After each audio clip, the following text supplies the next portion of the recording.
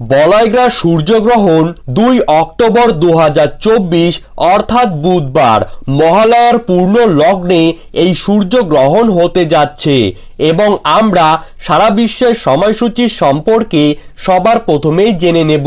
তারই পাশাপাশি আপনারা এই সময় কি কি করবেন এবং কি কি করবেন না সমস্ত কিছুই বিস্তারিতভাবে জানতে পারবেন এই ভিডিওটির মাধ্যমে। এই বলয়গ্রাস গ্রহণটি দৃশ্যমান হবে হাওয়াই, দক্ষিণ আমেরিকার Argentina, Chile, Peru, Bolivia, Uruguay, Paraguay, Brazil, নিউজিল্যান্ডের উত্তরাংশে এবং দক্ষিণ প্রশান্ত মহাসাগরে দৃশ্যমান হবে। বলয়গ্রাস সূর্যগ্রহণ কি? এদিন চাঁদ নিজ কক্ষপথে ঘুরতে ঘুরতে চলে আসবে পৃথিবীর মাঝে এবং সূর্য, চন্দ্র ও পৃথিবী থাকবে একই সরল রেখায়। সূর্যের চতুর্দিকে দেখা যাবে আংটির মতো অগ্নিবলয়। এই সূর্যগ্রহণের গ্রাসমান 0.932।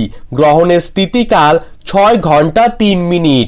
বলয়গ্রাস গ্রহণের স্থিতিকাল 3 ঘন্টা 42 মিনিট পর্যন্ত। গ্রহণটি দেখতে পাবে বিশ্বের 25 কোটি মানুষ, অর্থাৎ মোট জনসংখ্যার 3.08% মানুষেরা গ্রহণটির সাক্ষী থাকবেন। এখন দেখব বাংলাদেশ, ভারত, দুবাই আরব আমিরাত, ওমান, বাহরাইন, কুয়েত, কাতার ও সৌদি আরবে গ্রহণটি কখন শুরু হবে এবং কখন শেষ হবে। প্রথমেই দেখছি বাংলাদেশের সময়সূচি। বাংলাদেশে গ্রহণটি শুরু হবে রাত 10:54 এবং শেষ হবে 2:36 ভারতের সময়সূচি অনুযায়ী গ্রহণটি শুরু হবে রাত 10:24 এবং শেষ হবে 2:06। দুবাই, আরব আমিরাত এবং ওমানে এই গ্রহণটি কিন্তু একসঙ্গে শুরু হবে রাত 8:54 এবং শেষ হবে 12:36। বাহরাইন, কুয়েত, কাতার এবং সৌদি আরবে এই গ্রহণটি একসঙ্গে শুরু হবে 7:54 এবং শেষ হবে 11:36।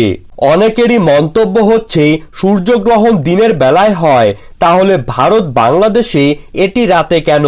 এর উত্তর হচ্ছে এই সূর্যগ্রহণের মূল কেন্দ্র আর্জেন্টিনা, চিলি ও দক্ষিণ আমেরিকায়। তাই দক্ষিণ আমেরিকার সময়সূচি অনুযায়ী দিনের বেলাতেই সূর্যগ্রহণটি হবে।